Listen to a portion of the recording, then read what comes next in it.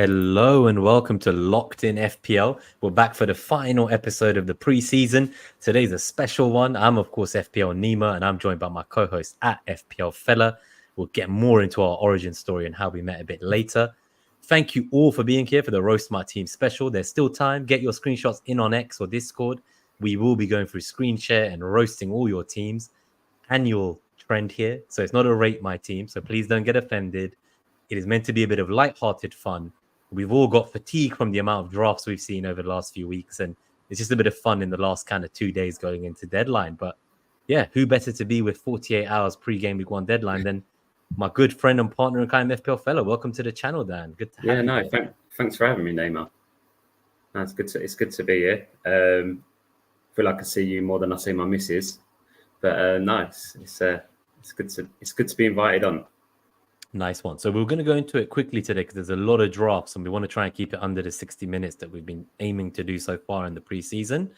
But I think to get us kind of going, before the roast, there was a couple of things I wanted to talk about. So the first thing was actually just about how we met a little bit. And normally when the guests have come on the show, I've asked them about when they started playing FPL. Maybe we start there, actually, then we talk about how we met. I'd rather know more to start with about Dan, the FPL manager, FPL Fella. I don't know if he's like your alter ego, how many seasons you've played, what your best finishes are, and maybe your favorite memory. I've been trying to get this from every guest. So sorry to put you on the spot. No, that's fine. So Fella is actually a nickname that I've got kind of from school. So all of my actual school friends do actually call me Fella, which is, a bit weird. I won't go into the story as to why they call me that. It was around, I think, I'd say 2017, 18, I had a Twitter account anyway, and all I would do is kind of tweet about FPL. So I changed my then handle that was just my full name to FPL Fella, and I obviously do tweet about other stuff other than FPL, but mainly just FPL. But I've been playing since, obviously this format since around 2006, 2007. So that's 17 years. So probably older than, or probably longer than some people have been alive that play it now. And then actually during the 90s, I used to play Daily Telegraph, where you used to phone in your transfers. And no way. So you've been playing fantasy for that long? So okay. Like me and my dad were like massive, obviously football fans growing up. We used to like kind of just play it together. No mini leagues, no overall ranks, just me and him playing against kind of each other. And then, in 2006, it was just a group of mates, 6 or 7 of us playing in a small mini league that has now grown to kind of over 100, where everyone kind of went to university, friendship groups got bigger. And then obviously, FPL community, I kind of joined. I don't know if we say we joined the FPL community, but found it in kind of 17, 18. And then we obviously had kind of lockdown, which obviously I think grew the FPL community on Twitter as we couldn't kind of go out.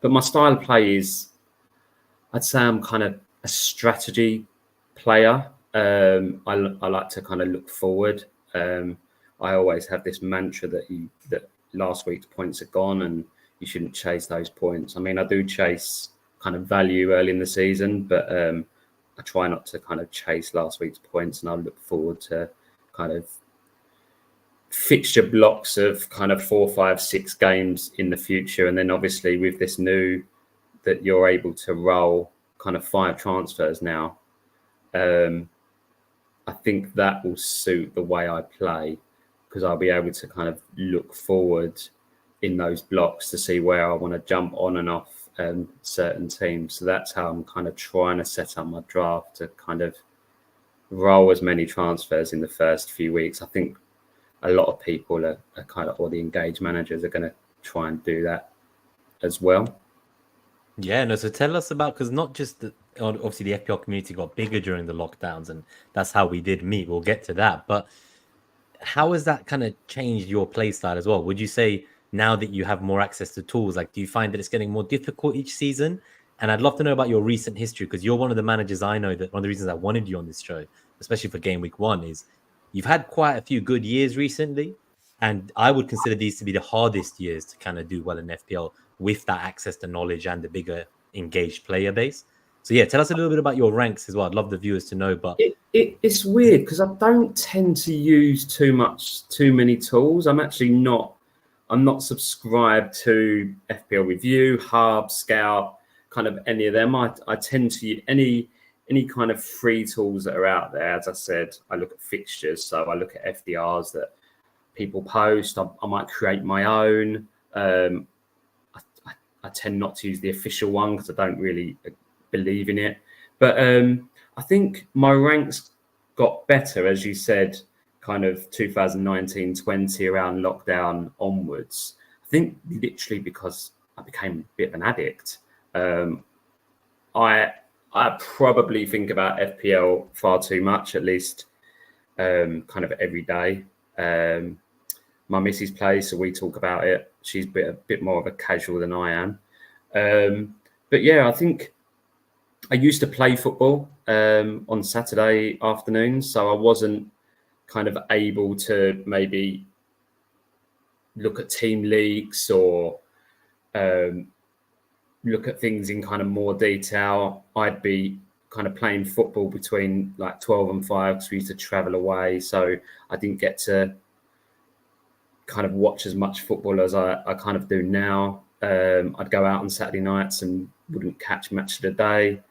I'd catch probably 1 or 2 games a week, so I wasn't able to kind of look at or watch as much football as I kind of do now.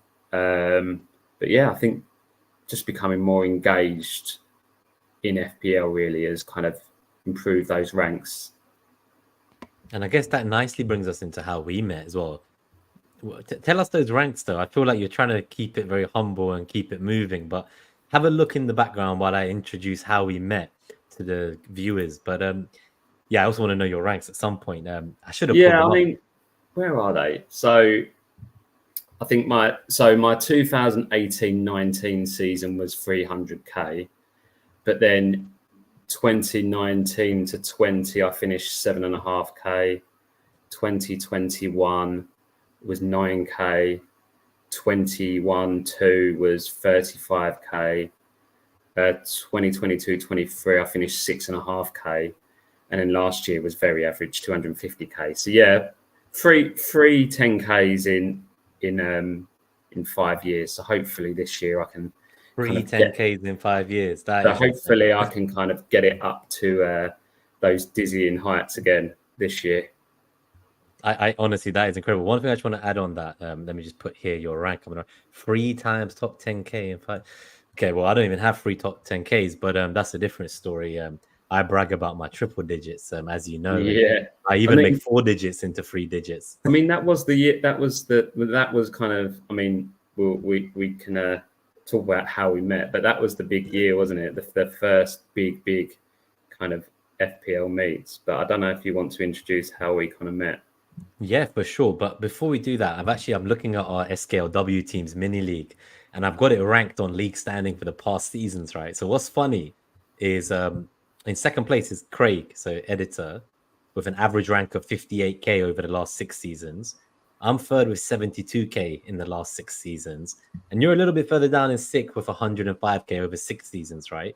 But as soon as I go to the last 5 seasons, Fella's 11, as it's called, jumps up to 62k average in the last 5 years, and I'm just I'm below you. So now I'm below you on 63k. So you're exactly 540 average rank better than me over the last 5 years.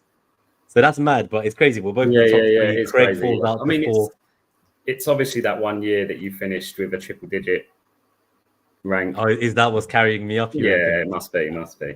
I've had my fourth best finish last year, and it felt like one of the worst starts to a season I'd ever had. So I think it shows that if you're diligent and you just keep playing and let the player base around you make mistakes, the longer the season goes on, that you will eventually get to your targets, which brings me to the point that I really aim for like top 100k. I don't know if you're similar. Yeah, so do I. Top 1%. Yeah, start a season, just top 1%. That's what I'm aiming for. 10 weeks in, I reassess my position. I decide, can I aim for higher, or am I going to be chasing all season to even get to this 5-digit rank? So that's my thoughts. But yeah, let's talk about how we met a little bit, because I think that's also during it's just as we were coming out of the first lockdown, right? So it was 2021. Johnny and Ed had the first fest. I'd gone to a Planet FPL kind of summer party before that. And then just as we got to September, we had the first ever kind of meets. And it wasn't really meets back then. It was like 5-6 friends who met just going to the pub to watch Man City play Arsenal. It was a good day out. People saw the photos on X. And from there, we ended up kind of, after maybe 3 or 4 of these monthly events and having met each other, rebranding it as FPL Meets because we didn't want it to be like a personal thing. And it's gone from strength to strength. So this will be like the 3rd or 4th year now. So September 2024 will be exactly 3 years. There must have been at least 30 to 40 in London in that time. 100%. And since then, obviously, it's been amazing to see like all over the world, different cities, different countries. We've got some of the different kind of chapter leads in the chat, even for different cities around the world. You know, you're in the WhatsApp group, right? There's like 50, 60 managers from all over the world doing the same thing, just voluntarily hosting meetups, bringing the FPL community together offline. So that's kind of our thing. I'm glad we're finally on the show together. I know you've come on the Arsenal Bite Size Pod, but that was to preview West Ham. And this is a bit more exciting because by FPL, and it's what we get to do like every month, right? Like we go, we watch the games live, we chat, we have a good time. And that's what I want this channel to be the rest of the year. I want to bring people on, chat about whatever's the big 2 topics of the week and keep it moving, like casual fireside chat. But yeah, what are your thoughts? I guess when you first came into Meets, it would be good to hear what your perspective was, because I know it's quite overwhelming. Like even I'm an extrovert, and I go into these rooms and you see like big groups of people in circles before you've arrived. You're not sure what to do or say. It takes like a bit of courage to come, right? Yeah, I mean, it's a weird one because I get kind of excited to meet new people. Excited that, I mean, I'm excited for Friday. A lot of people that will be there I've kind of met already, but also excited that I'll meet kind of the new people that I haven't met yet. But yeah, as you said, you do get that nervous and anxiety with meeting new people. What are they going to think of you and all that kind of stuff? But I think what we've tried to do with FPL Meets is kind of, it's a bit cliche, but kind of create a kind of community. And you know, we've got our WhatsApp group that's probably got over 100 people now. Everyone kind of gets along on there. I think the reason why everyone kind of behaves is because everyone has met kind of in person. There's never been any of that online beef that everyone kind of speaks about or sees. So we only add people to the group, right? It's important to know. X. People only get added to the WhatsApp group once they've actually come to an FPL Meets. And as you say, it's grown from maybe 5 or 6 kind of people in a pub to now, I mean, the one that we hold on the last game of the season gets well over 100 people in a pub, all getting excited over people kicking a ball about and us moving shirts around the football pitch. So no, it's brilliant. And obviously Friday there's fest, but people are obviously welcome to come to the pre-meets that we'll be hosting beforehand. And essentially that the reason why we host that is because we know that kind of people are nervous to go to a big event that's got 300 people. I don't like turning up even to meets on my own, but once I know there's people there that I know or I've met before, and get involved, and you're all there to talk about the same subject at the end of the day. We're all kind of FPL nerds or geeks or like, and we're just wanting to talk about this kind of hobby or that we've all got. I think you've said it very well. So if anyone who was on the fence, if you're going to Fest, if you already have your tickets, I think there was only 10 tickets left yesterday, so it's probably run out by now. But if you have a ticket, we're around from midday, as Fella says, in Mother Kelly's in Vauxhall. It's about 5 minutes from the Fest venue. Please do come in, say hi to either of us if you see us. Like, tell us obviously who you are on X or on YouTube. That's always the funniest part for me. Like, I remember when I met Sponge, and I'm like, who's he? He's like, I'm FPL Sponge. And it took me so long to like know people's first name. Yeah, and it's like you don't know whether to introduce your name or your X handle. But yeah, it's all very much a lot of good fun. We will keep it moving from here in the interest of time. I think we'll go straight into the screen share at this stage and actually just start roasting teams. What do you think? Are we ready to get into it? Maybe just before we do that, let's shout out everyone who's made the effort to be here live. There's almost 30 of you. We're 15 minutes in. Thank you for bearing with us as we got delayed. Sorry for this late start as always. And yeah, thank you first. We got Andrew in the house. We're actually doing the sleeper draft with him, right? Good to see you, buddy. Let us know if it's me or Fella's turn to pick while we're on air. DW Splitter, one of our YouTube members. Good to see you, buddy. Thanks for joining in. FPL Maggot, good to see you, my friend. Claire FPL, another one of our callers. BW Splits is very excited for this one, so we'll get to your draft soon. Don't worry. FPL Sparta, all right, all. Yes, he's speaking to me. So I'm seeing people here who I've met all over the country, all over the world, like through FPL. I know you met with Black Wolf, who obviously runs the US side of the meets. Yeah, When yeah. on the West Coast. So what an amazing community, online and offline. What else do we have? So Combs got a question for you. I'll leave that for the live Q&A at the end. Ballroom Jam, thank you for tuning in. Bobby says, Nima running late. I think that's sarcasm. Thank you for tuning in, Bobby. Akib, good to see you. Yelena FPL, evening, guys. Good to see you. What else have we got? We got FPL Rubber Ducky, quack, quack. Good to see you, my friend. Anyone missed out? Tommy Gunn, evening, everyone. Good to see you, Tommy. Getty FPL, good evening, all. Make sure I don't miss anyone. Ant, good to see you, my friend. Why am I thinking of the film Flushed Away when I look at Fella? Do I look like a rat? Is Flushed Away the film with the rats? Is that why I look like a rat? No, but I'm sure I've seen Ant say some stuff like this before, so I recognize the name. Good to see you. Thanks for tuning in, buddy. Nate Howe says FPL Meets Goated. Good to see you. FPL Discomfort. Hello, you beautiful people. Anyone else? Hayden, good to see you. Thanks for tuning in live. Rehan Bashir, good to see you, my friend. Hello.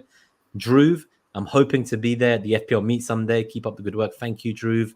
Cypher, Nima, cool dude. That's great praise, but I'm not so cool. Don't worry. Like we all just love moving shirts. Yeah. We just love moving shirts on a screen, right? That's all we love to do. Like we love FPL. And Chris Church, good to see you, buddy. Thank you for tuning up. I think that's FPL Church as well from X. So we'll keep putting up your messages as we go. I've already started 9 of them for comments later. We will come to all your questions at the end. I think the main thing we want to do now is just begin the roast. So let me timestamp this 17 minutes in for the roast to begin for anyone coming here afterwards on podcast or on video. Cool. I think we're good to get the party started, fella, you know. Let's see how this goes. So I think the first teams I'm going to go to are on Discord. And yeah, keep the comments coming in the chat, guys. So the first ones are from the members and the patrons from YouTube as well. So Greenback Golfers team. They want to discuss Rice. So I think you're also someone that we can talk to. He was my input as an Arsenal fan. I know you're obviously a West Ham fan for anyone who doesn't know. So I'd love to know your thoughts on Rice. This is their draft. Let's begin with the roast. I think we'll score them out of 10.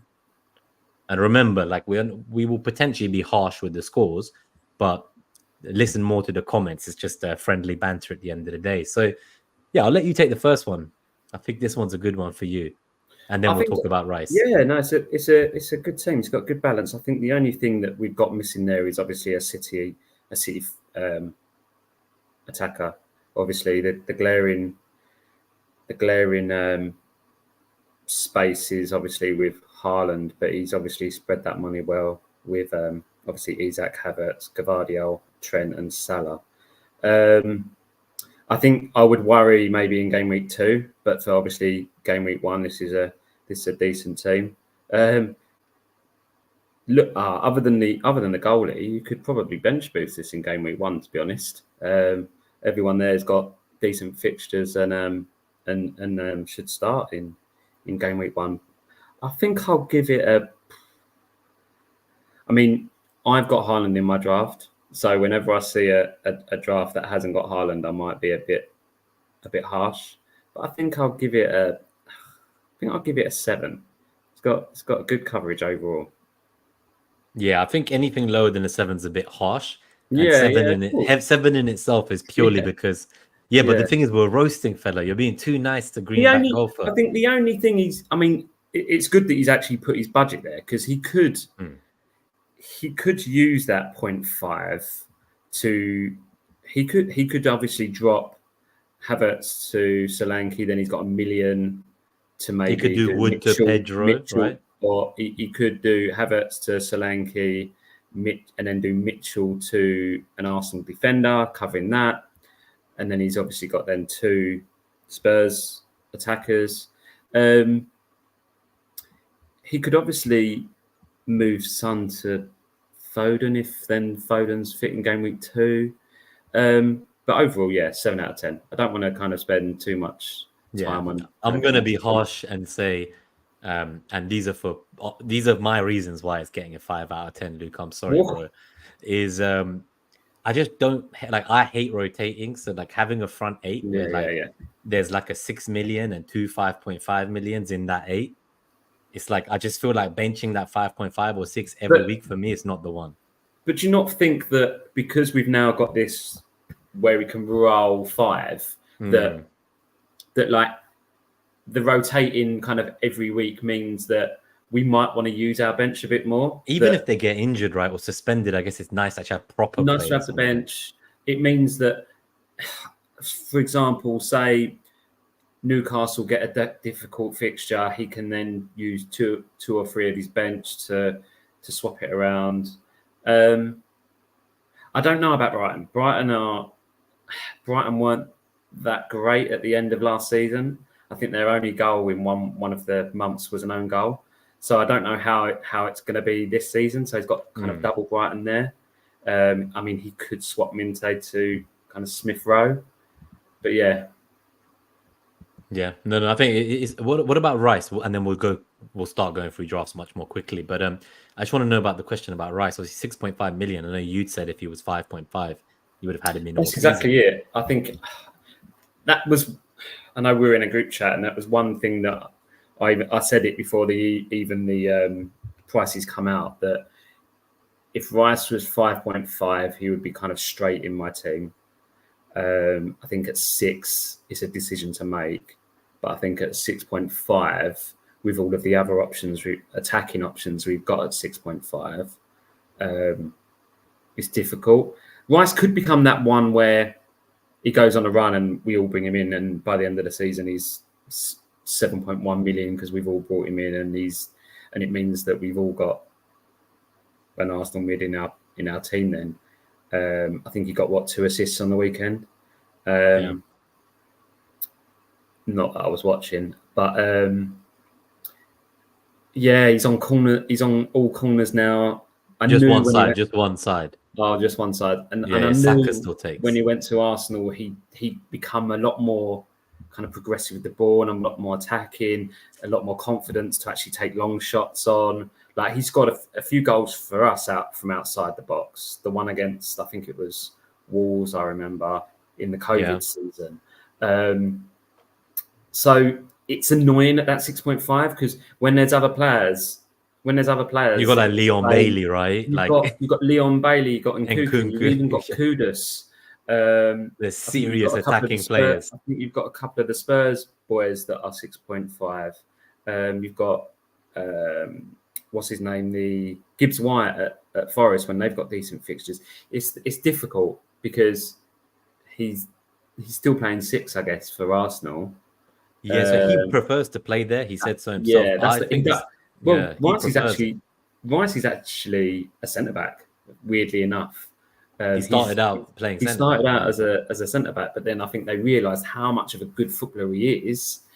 He was then able to kind of cover up the pitch bit by bit. So yeah, that's just my take on Rice. I love that. I wanted to just hear your opinion because you've also watched him for many more years than I have. And my biggest understanding is he prefers the 6. That's the position he thinks he's like world class, and he is.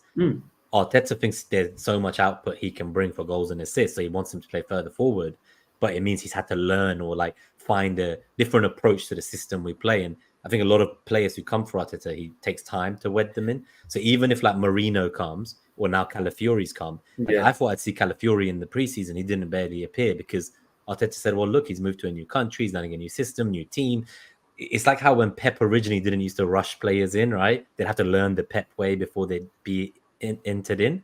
So I do think to start with, there is a world in which like Rice will play as the 8, but I'm not sure that I would go there as a game week 1 pick. I think it's a wait and see for me. No. Yeah, let's keep going.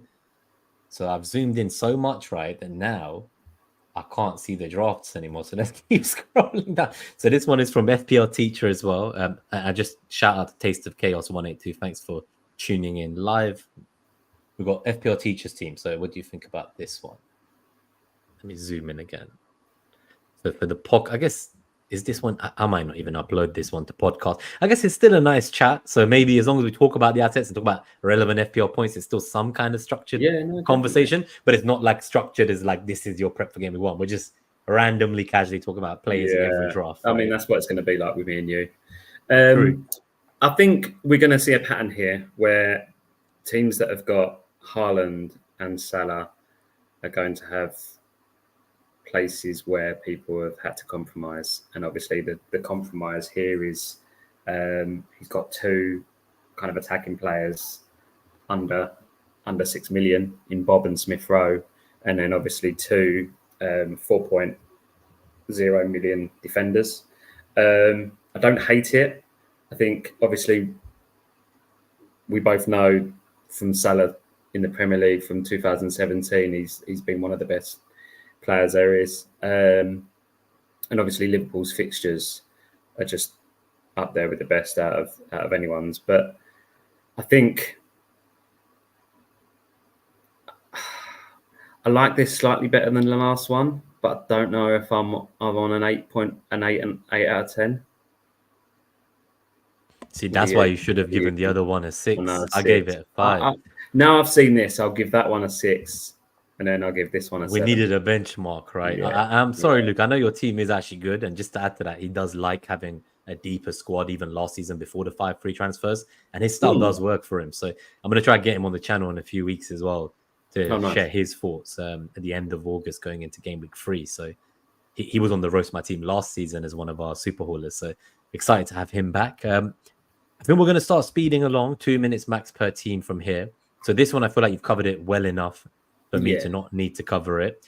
We'll keep going. I'll just give my scores. I think if one of us gives their opinion about something interesting about each team that we see, or a player that's not in other drafts that we've already done, and then by the end of the stream, we'll have covered most players across most positions. And yeah, if we answer your questions, if we make you laugh, please hit that like button. If you're new to the channel, there's over 30 of you here. I think over half our viewers are usually not subscribed. So please do subscribe if you want to keep up to date with Locked In FPL for the rest of this season ahead. But I will give this one. So I gave a 5 for the first one. I really like this one. The only thing missing for me is Arsenal and Nkunku. So I'm happy to give this. I'm happy to give this a 7.5. We'll keep that moving. You didn't know there were 7.5s, did you? No, I weren't doing half marks. Last year, someone got 1.5 or 0.5. So in the chat, as we go along, guys, let us know, please, in the chat what your scores are to get involved. I'd love to know your scores in the chat. So this one is double Arsenal defense. We're forgetting how good they are. They'll revenge Aston Villa, I'm sure. Okay, so this one is from Dr. Green Farm, one of our Patreons. Let's see their team. So you got Raya in goal with Saliba, right? I'm glad he's got Nkunku, because that was something I was going to ask you. Like, he just seems to be the darling of the FPL community at the moment. Like, I think I see him in well over 50% of people's drafts. Do you think he's I hate using the word, but do you think he's as essential as you think he is? So this is the thing, right? So this, I'm basically ready with my team, but the one thing is I want Saka, and I thought the preseason might make someone like Martinelli or Trossard or Odegaard or Havertz more appealing to me, but I just still want Saka. And so I'm in a situation where I have to lose one of kind of originally it was Trent, Salah, or Nkunku. And the more I've thought about it, like, yeah, Trent could become Kwanzaa, or, Salah could become Saka. But I kept coming back to it. And I was like, I don't want to lose those guys for Liverpool's opening run of fixtures. And like Salah's had the whole summer off. So I'm like, now I've got to the point where I didn't want Nkunku to go. I thought he was nailed, but he's the one who I might just downgrade. I'm thinking he could just be a 4.5. And then that way I still have Trent and Salah as well as Saka and Haaland. So I'm now going more that way. And the reason I bring this up is that it's made me question my own judgment that why was Nkunku so nailed in my head? And in my process, it was because a couple of years ago when he was at Leipzig, in UCL Fantasy, he was just like someone you'd captain on the day he played. He was hauling for fun. He was incredible. He's now come back. There's so many players in this Chelsea team. Would you? Yes, as in it's not as certain as it is. And now I look at this City first game and I'm like, yeah, the fixtures after are good. And if he stays injury-free, I think you'll make a mockery of his price. But can I come in later? Like, could I go for someone more assured now? And like, do you know what I mean? Like, what are your would you be? Would he be in your draft if he was a 6.5 forward? I think I'm not sure probably he would. more. I think probably more so. You reckon? I don't know if he would. Yeah. Me. I like I guess the midfield slots are a bit hard to fill right now. He I don't could think come the in. points. You wouldn't get the points difference wouldn't be too much different, I guess. I mean, scoring a goal, you get more bonus points, but I guess it then frees up a midfield spot for someone else. Because I just feel there's so many. Obviously, we've both been doing the draft format of the game, and I just feel like there's so many more midfielders than there are strikers. You're right. I guess when we've got 10-man or 12-player drafts, you get to the second or third round, and there's like no forwards left in the game in the FPL Because game. you've got Nkunku there in this team, sorry, but he hasn't got Eze, he hasn't got Gordon. So you would rank those above it. So it's funny because I don't have Eze or Gordon at the moment. I used to have Gordon, but he became Jota. And I've not had Eze once. And part of it is because I actually rank Nkunku higher than all of them, I think, because of the price. But equally, I'm thinking, do I just wait and see with Chelsea? Like, do I wait for the transfer window to close? Do I wait to see Nkunku stay fit? Like, if I am going to try to play a more slow and steady game and preserve transfers. But then I tell myself, maybe that's an edge I can get. Maybe while everyone's deluding themselves into believing they're going to roll at the beginning of the season, maybe these rolling the transfers. And I think James on Planet was saying on the chip strategy episode, maybe they're actually more useful later, or I'm more likely to reach 3 or 4 save transfers later in the season. Oh, of course. Maybe right now I want to catch price rises. And let's say I start with Bob and like he isn't the one that rockets and then Rodgers does. If he drops by 0.1 for some reason, if he gets like a red or an injury that I've not accounted for, next thing I know, he's 4.9 million. And Rodgers, who's maybe bagged the goal, is 5.1 by Saturday or Sunday, Monday. So I'm already like now 0.5 I've lost because I can't buy that player anymore. I've lost 0.1 each way. So at this stage, it's, I think I'm going to maybe just use more transfers. I think there'll be a lot more people rolling. How do I word this? I think there'll be a lot more people rolling more transfers in the second wild card than there will in the first wild card. For example, you might go into the first wild card with only 2 or 3 transfers, but I would say in the second half, I think there'll be a lot of people that will still have kind of 4 or 5 transfers, use their second wild card, and then probably use another 5 to do another wild card later on in the season when there's obviously the doubles, the blanks, maybe players getting rested because it's the end of the season, that kind of thing. Well, we talked a lot about Nkunku and just general FPL thoughts that came as a tangent, but what do we give this draft? I'm seeing some 6.35. I think that's for the previous team because they're saying they don't like. I think this one's one of the best we've seen out of the 3. So I would give this an 8. You know what? I need to check this team. This looks like my bloody team right now, mate. It's not got Saka. The only difference, right, is it has João Pedro instead of my Muniz. And with that money, it has Saliba instead of my Porro. And I have Hall instead of Konsa and no Munoz.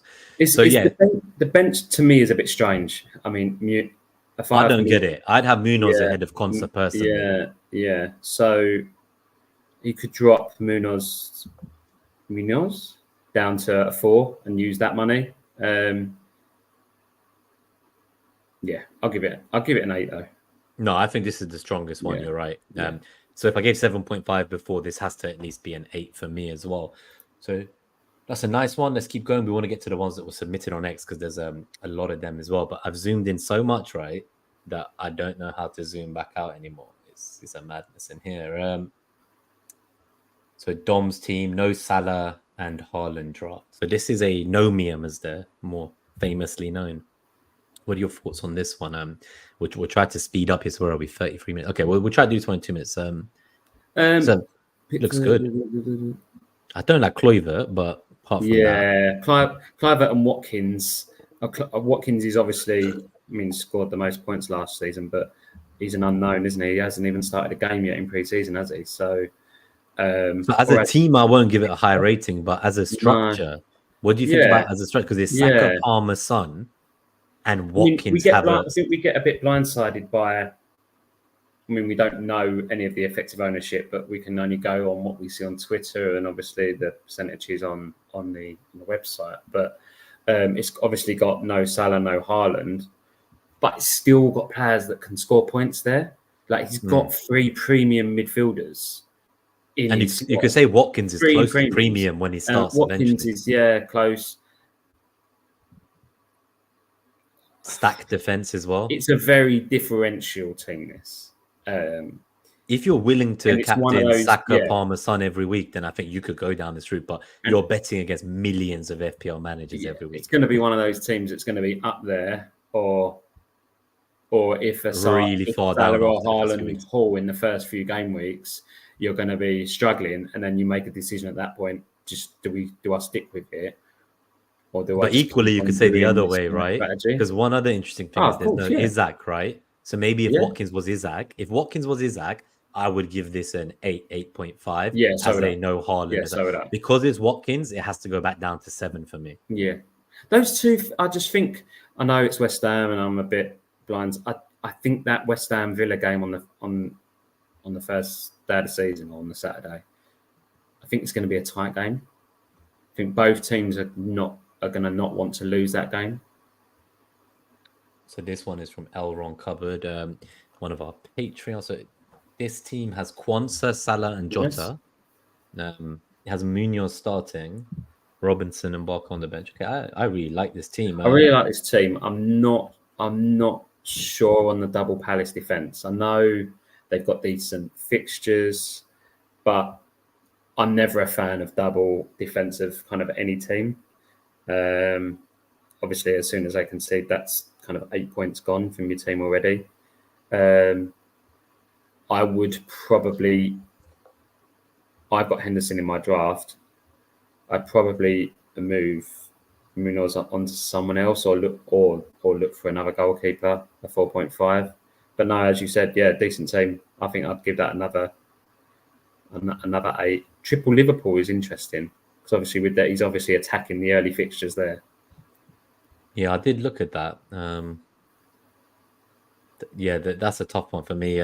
This is very similar to my team. I'd say the main difference is where there's Eza, I have a rotation of Bob and Rogers, but here there's Eza and Bergvall, 4.5 million.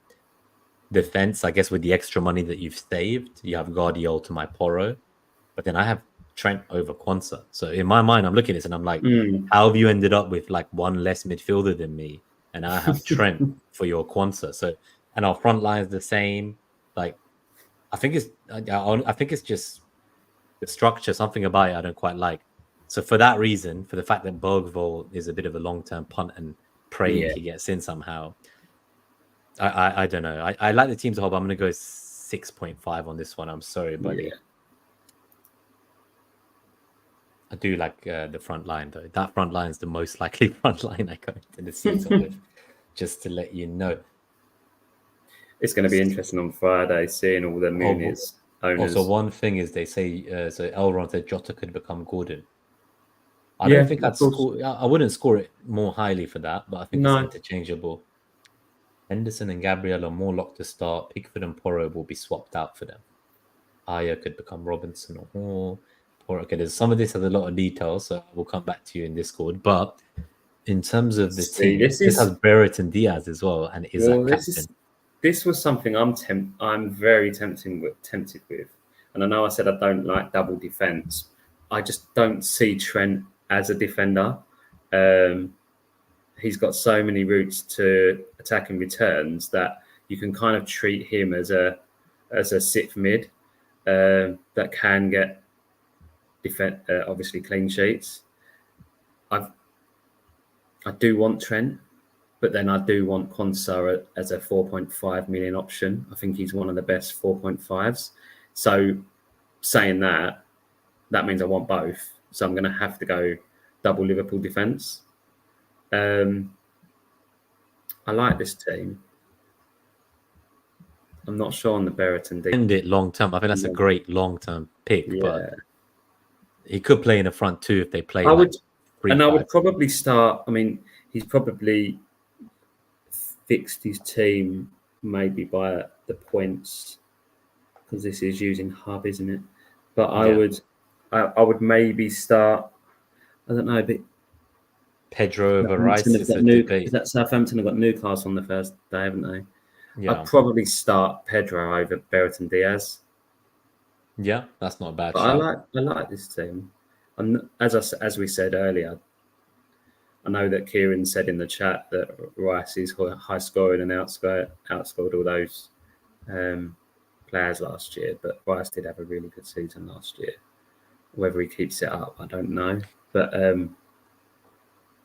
yeah, like in my mind, right, I look at this, and so because of the type of manager I am, and like maybe I need to get this out of my head, like not leaving money on the bench.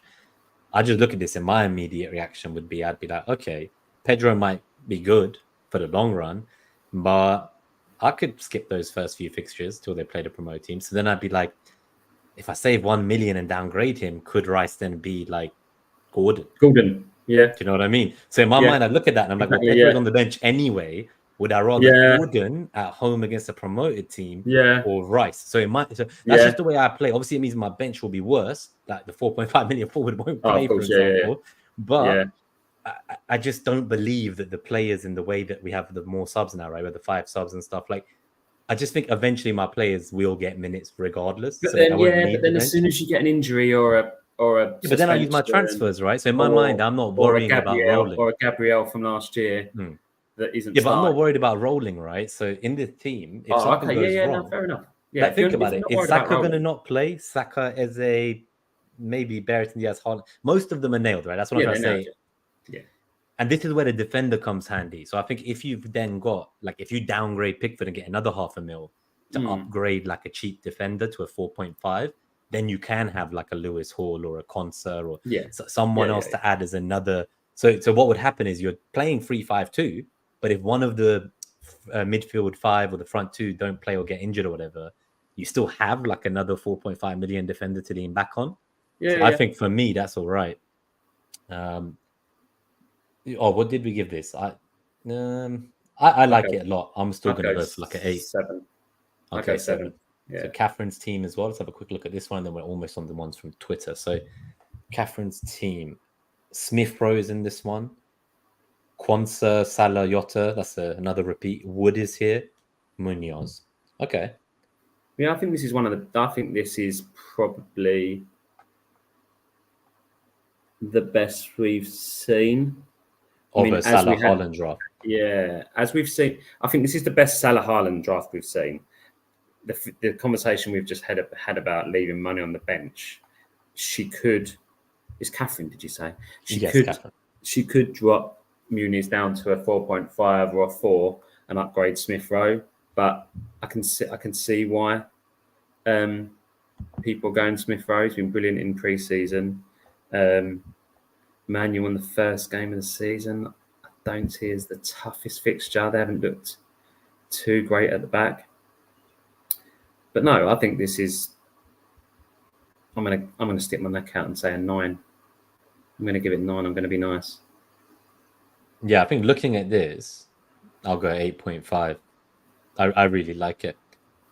I think it's a great team. I'm not so hot on the Forest players as everyone else is. My preferred striker is Muniz or Pedro, but I can see the appeal in the first 3 for a Forest for sure. And it does say Wood could become Muniz, so I think it's a tough one. So Claire's one, I've been on this since 3 weeks ago, but I'm wavering on 2 to 3 players. So this is, I think, the last one maybe, or the last one of the 2 in this course. So this one has Hudson-Odoi, so another Forest player, but with Muniz partnership. Odegaard in here as well. It's a Salah Haaland draft. Van der Ven, Anderson, they will make a first appearance. How much is Van der Ven? I think he's 4.5.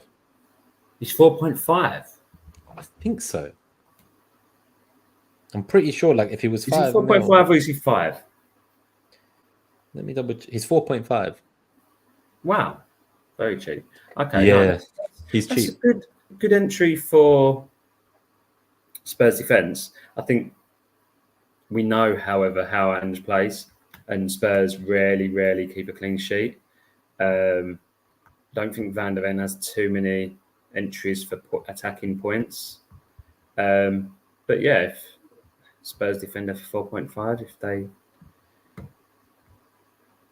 if they get better at the back, maybe. I think it's tough for me. I know it's Leicester away the first game, but that's got Arsenal in one of the games, and I think personally, like, I look at that.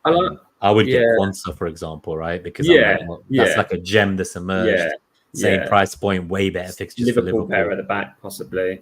Now, obviously, like if Kwanzaa doesn't start after a few shaky performances, that's a different story. You have to fix that. But you'd expect Van de Ven to be nailed for the long term. So it's a good value, as Taste of Chaos is saying as well. Yeah, cool. I'd say a 7. 7. I think she's covered. I like it. No, I like it. I'd like to get your thoughts on Odegaard before we move on to the next one. Okay. Well, let me say I'll give it a 7.5. I'll talk about Odegaard though. So, as you know, I'm literally like the only thing I've been trying to do for a week is rip my team apart to get Saka. So, I am willing to pay that extra. I think if you absolutely can't get there, I think he'd be the next player I would pick. I think I would go there. If there's a world in which you could turn Muniz into Havertz instead and have a cheaper player than Odegaard, I think I'd prefer that too. Personally, I think for me, my order right now is kind of like Saka, Havertz, Odegaard as the attackers. I did put a tweet out earlier where I got a bit of tinkering madness, and there was a midfield of Jota, Saka, Odegaard, Martinelli, and like target the Wolves home game and the Brighton home game. But then I was like, you know what, I need to relax and step away from this keyboard. Deadline couldn't come soon enough. I really love Odegaard. My concern, right, with him, and I just put it out there, is there are games where he'll play like further forward as like a kind of floating 10, but on the inside forward, and he'll kind of float in with Saka. And that's fantastic. That's great. But it depends on the left centre mid partnership, I think, personally. Yeah. And with the kind of diversity of players now in terms of variations of how Arteta can play and setting up against different opponents, I do worry at the, like, you know, who's going to be at the base. Is it Jorginho, Rice, or is it Partey if he stays fit? Is it, you know, Havertz left centre mid with Jesus up top or Trossard false 9? Or is it Havertz up top with Marino or Rice at the left centre mid? There's just so many variations. And whether it's kind of like Rice, Marino, or Havertz at the left centre mid, I think that will have an impact on Odegaard. So for me, for that reason alone, it's a wait and see. It's just a wait and see. I think as a player, he's amazing to watch. He's an incredible player. But in terms of like whether that will equate into more FPL points than Saka over the fixtures that we have up ahead, I personally will go for the penalty taker for the extra 1.5 mil. When he doesn't give it to someone else. Yeah, which we'll hopefully only do if it's a second penalty going forward. Yeah.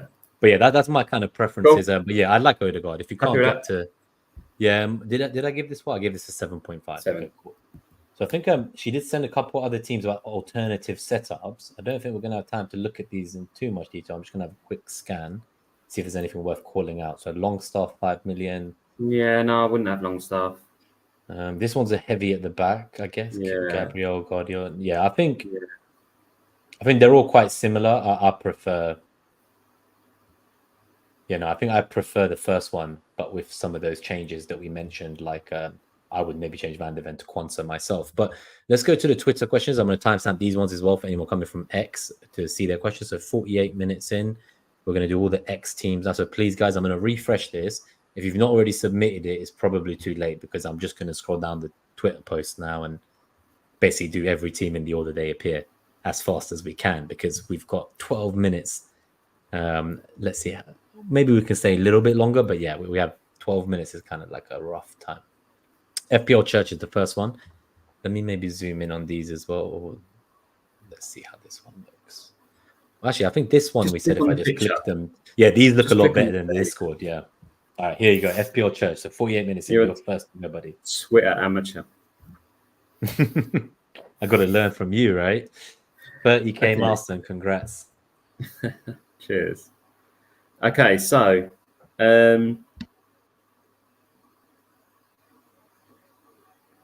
clearly someone, I mean, Church, we clearly knows what he's doing. It's a good team. I'm not going to spend too much time on it and just say it's an 8. It's similar to mine at the moment, but that's not saying mine's an amazing draft. But yeah, I'd say an 8. Yeah, I think unless there's players we've not seen before that we can briefly touch on, we'll just give scores from here on in. That was the one. That was the one I was going to talk about because I know we spoke about it earlier in our like when we were offline. The Newcastle defence, who's the best 4.5 to have, and I know it's been spoke that it's Livramento or Hall, even Burn, I guess. I think Botman's out of favour now. So If you were to pick one of those, which one would you go for? So I currently have Hall in my own team, Okay. but Yeah. I'm a bit more concerned about him now because if Trippier doesn't leave, Yeah. start to look at that, and then like if they do buy Gay from Palace, then I'm like, is he coming to partner Shaw in the centre back? And then you have Botman who's injured, so then there's another centre back there. Yeah. So it's like, and you look at that back line, right? I think someone I read online, they were saying if you look at the back line of Hall, Shaw, Gahey, and let's say Trippier, like he might be like, you know what, Howe loves Burn. He might be like, I'll just whack him Burn at left back for the height to defend set pieces. So I just feel like that's something that concerns me a bit. So I'm going for him because he will start game week 1. And I see that Southampton home game as a huge upside seeding game. It could be a 1-pointer, but I think this could be double digits as well on the other side. So yeah, for me, he's taking like the corners and stuff, like he's taking set pieces. So I just have to go at 4.5 million. If he stays on and nailed and like he doesn't sign, or he does sign but Burn doesn't play left back, there's too many good things that could happen from this pick for me to not go there. And obviously TT came on the channel. If you missed that, guys, go to the episode earlier in the preseason about Newcastle. He had Hall in his team back then when everyone else was going for Livramento. So it's like he's been hot on Hall from the beginning. All the Newcastle fans we have some breaking news. I saw someone say one breaking news. I saw someone saying Bob could be injured, but now it's been updated from Claire to say Bob apparently suffered a broken leg in training, waiting for official confirmation. That would change things up real quick. Mafio, good to see you, buddy. Apparently Oscar Bob got a serious injury, so should be. This could make my decisions for me that I thought this could really help me with my planning. Okay, I'm really sorry for Oscar Bob because he is an exciting player. I hope it's nothing serious and it's just a minor thing. Would that make Doku more appealing? No. So I think Savio will play there, or Bernardo Silva, for example. Yeah. So I think Grealish and Doku Grealish is obviously on the left.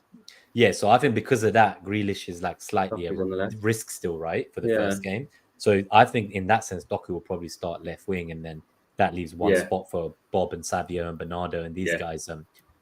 But yeah, no, that sounds like it's quite risky. Horrible. Depends how bad the broken leg is. That would be really bad. I hope for his sake it's not. He's a very young, upcoming, promising player. Jasperin says, got late in joining. Have you roasted my team? Jasperin, just let me know in the chat if you sent it on X or Discord. We've just started going through the X ones. I did the Discord ones. I can't remember if we did your team. If it was on Discord, let me know. But if it's on X, we're going to get to it shortly. Sexy pink jersey Nima, changed clubs but not the sponsor. I see. Yeah, so Fly Emirates and Adidas are still here, but today it's Real Madrid in pink. I love the pink shirt. Sankalp, good to see you. Locked in Nima, Rayhan, 4.5 million goalkeepers. Yeah, so this team has Flecken and Henderson. Not for me, but I can see why. It's nice to lock in for the long term if that's what you're looking for. Bobby says his is stuck in a DM. Okay, you put it on the X thread since. Okay, thank God. Luca, at the end, we'll come to your question if we get a chance. But for now, we're going to roast the teams, and I don't think maybe we'll get Q&A, but let's see. So this one will keep going. I think we've got to speed up from here for the Twitter one. So Kieran FPL Discomfort. Raya in goal, Trent, Porro, Barco, Minte is in early, Smith Rowe, Rice, and Son. Isaac Havertz, Haaland, Kwanzaa, Berriton, Diaz, and Leif Davis on the bench. This is a very exciting team. It's very different to what we've seen. I will happily, Kieran, give you I'll give him a 7.5. Yeah, I'm going to say the same, but I do like the way Kieran plays. He's just he's not a template player. He doesn't give a shit. He picks the players that he likes, obviously the players that he thinks will score points, and I like it. It's a bit. I think the only question I would have to him is why has he got Kwanzaa if he's not starting him against?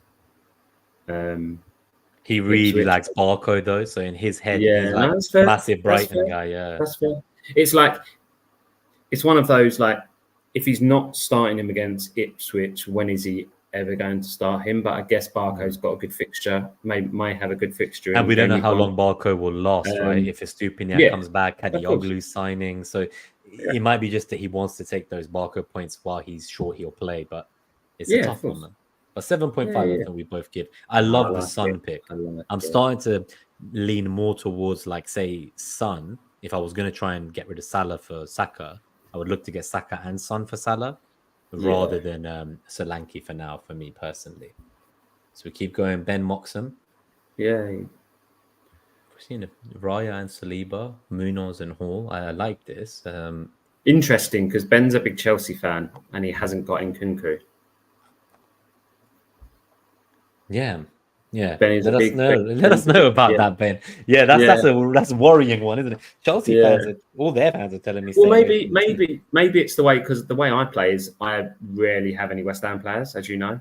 So because it's a bit of a it's a bit of a double jeopardy there. Like if West Ham are shit, and it makes my FPL team shit as well. Obviously, on the other side, the flip of the coin is when Bowen got a hat trick last year, I was obviously ecstatic and he was in my team. But I remember Black Wolf had him captain. But yeah, maybe he plays it similar to that he just doesn't pick Chelsea players, or he just doesn't fancy Nkunku. I just really like this team, just to Yeah, put it that is a out nice there. team. So I will happily give this an 8. I'll give it an 8 as well. He's I got think Bob what's there. stopping it is the Well, he's got dependency. to change There's a Bob now. replacement though, right? And for But, someone like yeah. me who has both Bob and Rogers, it's a bit more cagey, the Bob news. But I Mm. think if you've only got Bob, I think obviously all those people that were locked in with Bob in their teams, and now we're just going to switch Bob to Rogers, I guess. So Ben says more of a wait and see situation with my lot. Yeah, so that's He's what I'm playing hearing a online. lot. Yeah, he's on the live Oh, chat. nice to see you, Ben. What do we think of Kulusevski? So I'll come to Kulusevski maybe at this point when we see Johnson in this team, because we can talk about the pair of them. So this team is from Dylan, FPL Canadian on X, Harland Wood Isaac. We got Jacob Murphy and Johnson in here. Yotta and Saka Mikalenko starts. Guardiola on the bench, Smith Rowe on the bench. This is a strong team. I'm not sure about Johnson with the Solanke signing and eventually when Richarlison comes, but in the short term, my one thing that I heard which would worry me is that obviously in the preseason, Kulu played as the centre forward, his son off the left. But in the recent game, in the final preseason game, I think it was, Son played centre forward with Kulu on the right. And I don't know if that was just to like prepare Kulu on the right now that Solanke is going to spearhead the attack. So there's a little bit of doubt on both. And that kind of makes me worried about both the Johnson and Kulu picks. I think they're value, but they're probably going to share that right wing slot. And unless Madison really falls out of favor, I can't see both of them starting. So yeah, so for me, that reduced minutes and the fact that I only really like the first couple of games for Spurs, I don't think I would do that. So for this, I would give your draft a 6.5 out of 10, Dylan. Unfortunately, this looks more like a draft league one that we did together than an FPL one, buddy. I'm sorry. And then yeah, in terms of Kulusevski from Taste of Chaos, any thoughts on Kulusevski, or are you avoiding both him and Johnson for now? I'd be avoiding both of them. I think there's if I want a Spurs player, I'd be having Porro, Solanke, or Son in my team. Fair enough. I'm just checking. Do you know if it's either of our turns in the other draft thing? No, we've got one more pick until it's my pick. Okay, nice. So this is the Drew on X. This is their team. Let's have a look. They've got Leon Bailey to start the season in a 3-5-2 with Nico Williams, who we've not seen yet in the draft. I like this. This is a spicy team. Odegaard captain, despite having Isaac Isaac. and Haaland. Maybe it's just not locked in, but yeah, it would be a brave one to go Odegaard, but it's different, especially I having like it. Salah, Isaac, and Haaland. But no, I like the team. I can't really see it. Oh, this one. This one's not as zoomed in. No, that's fine. But yeah, no, I like it. Yeah. Quick fire. Cough. I'd go 7. Smith Rowe, Bailey, and Nkunku all worry me as picks.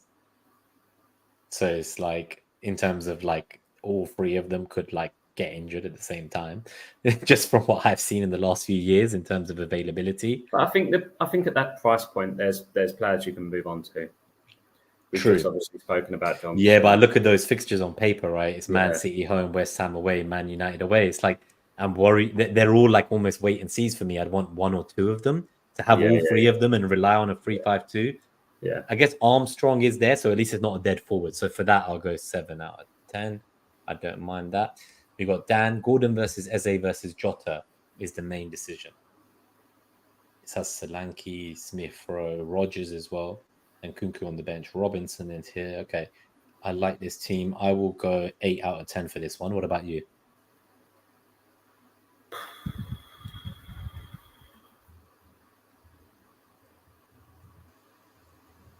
I like it. It's similar to the one a couple of teams ago.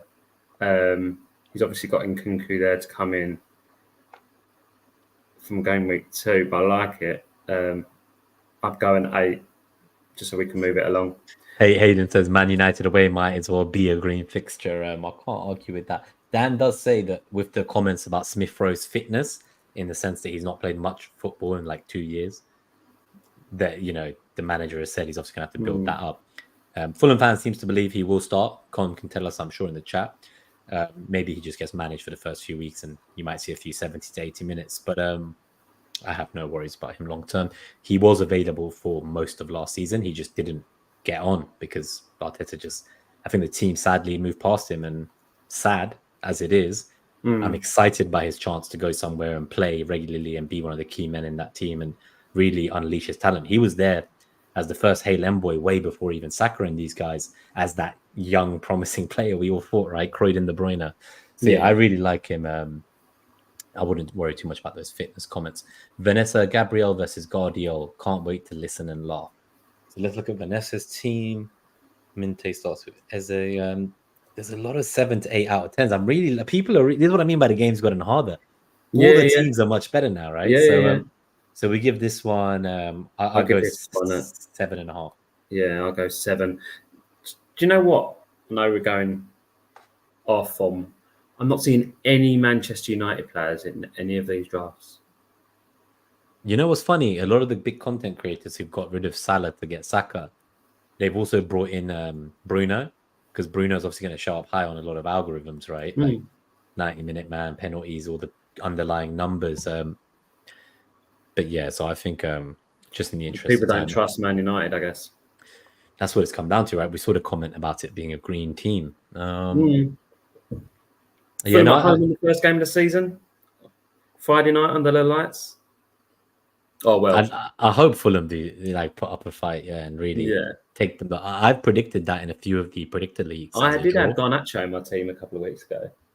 If you got a leak that he starts on Friday, I might be tempted. Would you be tempted more by him? I'll be tempted. Man United have got two fairly decent fixtures, haven't they, to start the season? So they do. Fulham home is the first one, but Fulham home and then Brighton, and then Liverpool, and then Southampton. I can see, like, as a season-long pick, I like it more in draft, but I personally don't want to start with him. But he's here in this draft, right? So we have the first team that has Bruno, Eze, Son, Gibbs White, Saliba, and Gabriel at the back. So double Arsenal defense.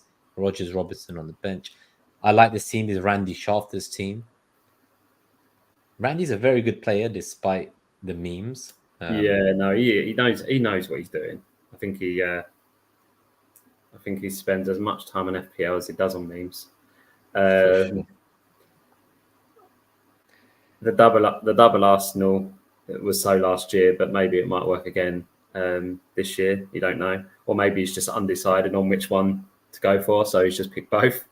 But yeah, no, I like it. I don't know if I can. I'll give it a 7.5. Randy, I'm sorry, but like, even though you got the double Arsenal, I'm gonna go for 6.5 out of 10. I'm sorry, buddy. Bobby says 0 out of 10. Try again. So Colm says Smith Rowe should get at least 70 minutes, in my opinion. Yes, I think I agree with that. Nehal's team as well. So now we've got this one quick. Now we're just going to start giving scores because we've seen all these players. I'll give this a 8. Obviously, he's got to do something about Bob. Like Bob, that's an 8 for me. Bob to Rogers, yeah. I agree with you. 8 out of 10. We've got to Bobby's team now. That's a 0. It's a 0 out of 10. It looks like one of the teams we saw recently. I do like this team. And Kunku Mikalenko on the bench. Okay. This is obviously the compromise is obviously Rodgers and Smith Rowe again, because he's obviously got Haaland and Salah.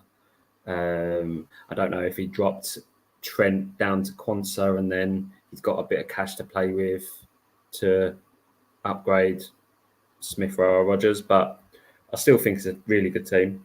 7.5. Well, I'll go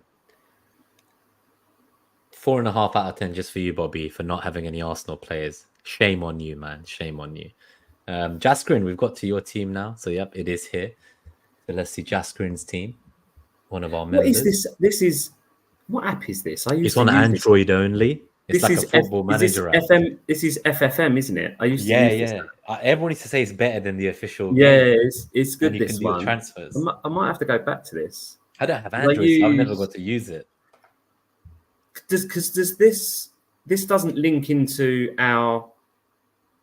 Would you have to put your team into this? No, I think you connect. Like I think you can connect log it in direct. Interstitial. Yeah, even now.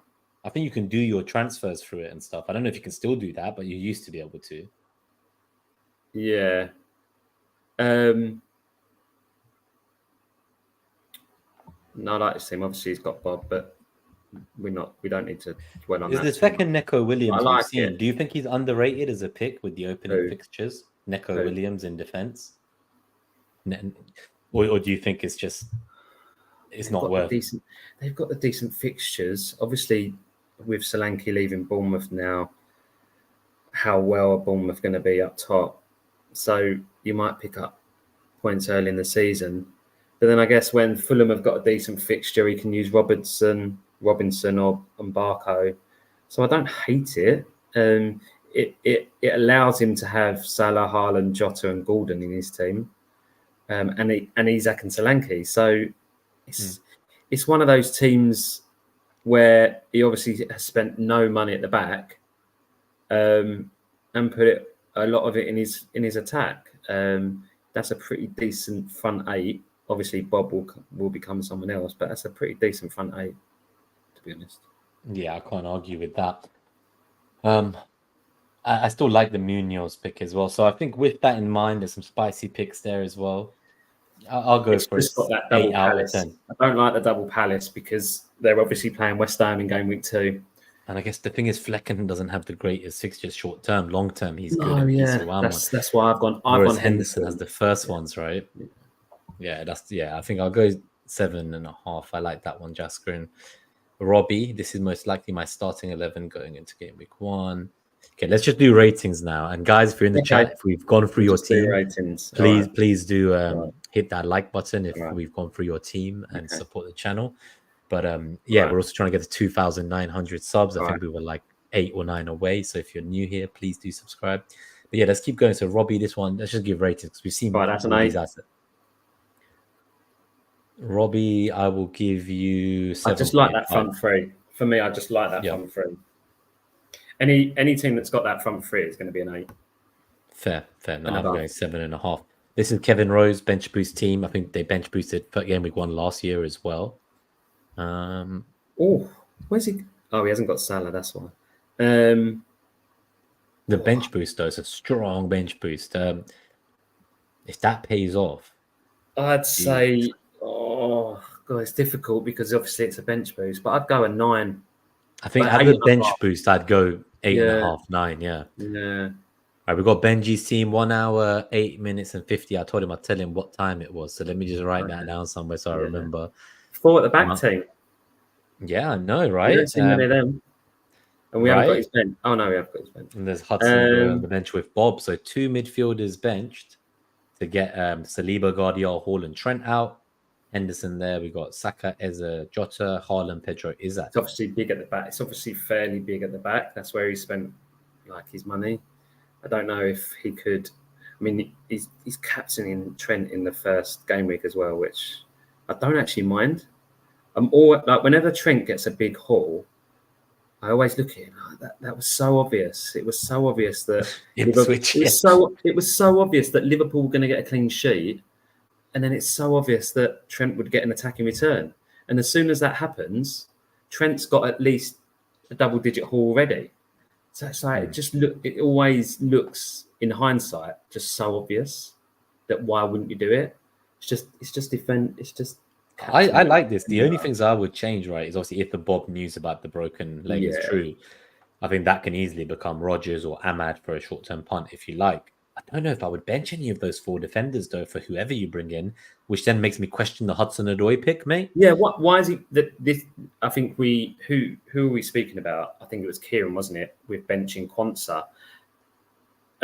If you're not going to play Hudson-Odoi against Bournemouth at home, like when are you going to play him? Like, why even have him in my mind, right? So in my mind, what's your point of owning Hudson-Odoi if you're not gonna start him?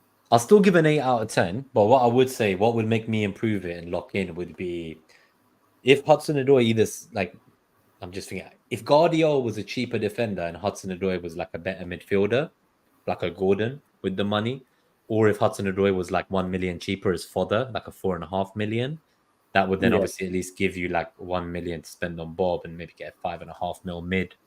But yeah, I think Hudson-Odoi, if you're going to start with him, is really for those first 3 fixtures. And I don't think he's going to score as many. I think he got like 8 goals from like 2-3 XG. So I don't see that happening again, personally.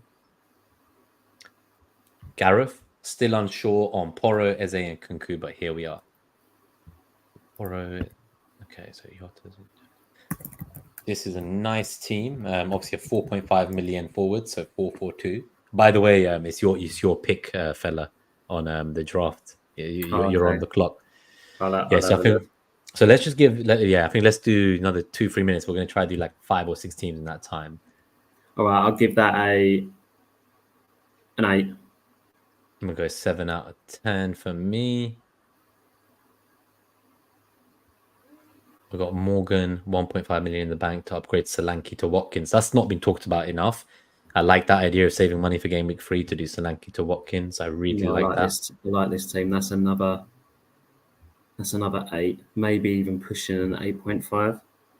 Yeah, I think I agree with you. Hayden, closest I've been to being locked in. I would like to start Smith Rowe, but I don't want to bench Bob. So that might have made your decision for you if the Bob news is true.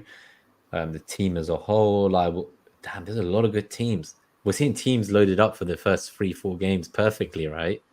I'm going to give this an 8 out of 10, buddy. So that's for Hayden. We got Kevin Stanley. We're almost through all of them. So this one is Holland. Is that really? It's Gordon Saka. I'll give that an 8 as well. I like that. Or maybe even an 8.5. I think I'd lean this one more to 8.5 than the last one. I like this one a lot from Kevin. We got Ray Hahn's team. I think this might be the last one, unless I happen to see the one that got sent in DM. Lovely.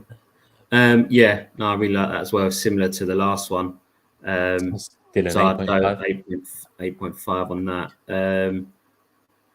Rahan will give you an 8.5. I'm going to click on the DMs, but I don't think that like we're going to actually see like God knows which ones were sent. Okay, they were sent here. 11, mate, you've got 11 DMs. Oh no, that's just group chats though, right? Like most of those DMs, they're all muted as well, right? Like this is just like, look, it's just relentless. Like everything's got to be muted, basically. Bobby only sent that an hour ago. Look what's happened since. I just can't keep up with it. But Bobby's team, but also it's game week 1, right? And I'm trying to play like 20 different draft leagues and 8 different formats. WhatsApp is the same as Twitter for me right now. This is my favorite week of the year, and just preparing for launch and going to Fest on Friday. I can't wait to see everyone. So final 2 teams from Bobby and Nehal. This one, Bobby, I will give you... Last time I gave him a really poor score for not having Arsenal. So I'll be kinder and say 7 out of 10. Let's take Nehal's team, and then we'll see if there's any questions in the live chat I've missed. So what do we think of Nehal's team? Nehal's team is that captain Quansah, Jota, Salah. Yeah, Nehal, I really like this buddy. I think personally, I'm going to go for a 7.5 out of 10. I'm just personally, I don't know if it's just me. I'm not as hot on the Solanke and Gordon picks as everyone else, but maybe that's just me, right? So All right, let's see if there's any questions in here. A couple of thank yous to all the YouTube members and Patreons. We've got our super haulers, FPL Robbie Greenback, Golf Harbour Boy, David Harrison.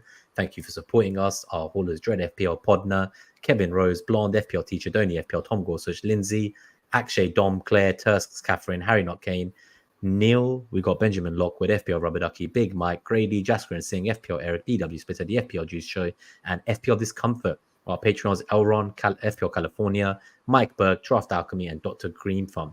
Thank you guys all for your support. If you want to join the channel as a member on YouTube or Patreon, you can get access to the Discord where there's a little community of about 35 of us just chatting about FPL every week. And it would mean a lot if you can support the channel. But otherwise, if you're new around here, please subscribe. I will be back with a new guest every week into the season ahead. Generally, we'll go live on Wednesdays around 6 p.m. And we'll just talk about the 2 or 3 key topics of that game week each time. But yeah, it's been a pleasure to have you on the channel, Dan. Sorry we went over by about 15 minutes, but I didn't want to leave anyone hanging. And we had to answer all the questions. No. I have one question from someone for you from Combe, non-FPL. I just want to get this out there before we leave so that we didn't miss this question. What are your thoughts on this one? So Combe said, have you managed to get Fella off the ceiling? I'm sure he thinks the Hammers are going to finish in a Champions League place. What are your thoughts on that? I haven't been on the ceiling. I've just been excited about us being, I don't know, what's the word? Buying some players and exciting players. I'm never confident when we buy striker. We haven't had a decent striker since Paulo Di Canio in the early 2000s. And we've obviously brought in Somerville, Rodriguez. I'm probably forgetting quite a few. Kilman, Tadibo. But I think, look, I think I'd be disappointed if we didn't finish top 8. So my target would be top 8. If we can get 7th or 6th and get back into Europe again, happy days. But yeah, top 8 is where I would put our yardstick of where we should finish kind of this year. Nice. Okay, so I'm just going to give a little plug, everyone. So in about half an hour, I'm going to go live on my new YouTube channel, first time ever. Another one. Yeah, so this was with Simon, Analytic_FPL on X. This one we're going to co-host for the season ahead. It's, again, going to most likely often be on Tuesdays rather than Wednesdays, where Locked In FPL is with a guest. Simon and I, we've called this Expected Grass. It is an FPL podcast, I'll have you know. And today we're just going to introduce ourselves, how we met. And if you guys are around and you want to check it out, we've only got 40 subscribers, first streams in half an hour. It's our new podcast, my new exciting idea, 3rd pod I'm running this season now, so that's quite crazy. But please support the new channel and this channel. Subscribe to both if you can, and I'm going to put a link in the chat, so if you're around in half an hour, please do go check out the episode on the new channel. But thank you, everyone. Thank you, Fella, as I mentioned. And we'll get out of here, guys. See you in about half an hour on the other channel, and see you on Friday for a Meets and See you Fest. on Friday, and everyone in the chat, if you're there Friday, see you there. Yeah, and at FPL Fella on X for anyone who wants to find Dan and talk to him more about FPL this season and interact. And please do let us know if you're down on Friday to the Meets or the Fest, and we'd love to see you all. We've been Locked In FPL. Good luck in Game Week 1. I hope you've enjoyed the Roast My Team special. We'll see you next week for the Game Week 2 show. Peace. Cheers, guys.